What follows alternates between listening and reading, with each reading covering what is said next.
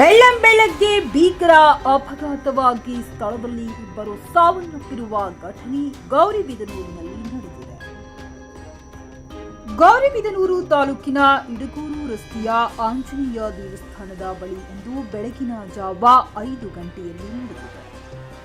Car ಹಾಗೂ bike ನಡುವೆ ಭೀಕರ ಅಪಘಾತವಾಗಿದೆ. ಮೃತರು ಇಡಗೂರು ನಿವಾಸಿ 35 ವರ್ಷ ವಯಸ್ಸಿನ ನಾಗರಾಜ್ ಹಾಗೂ 24 ವರ್ಷ ವಯಸ್ಸಿನ ಮಿಥುನ್ ಎಂದು ತಿಳಿದು ಬಂದಿದೆ.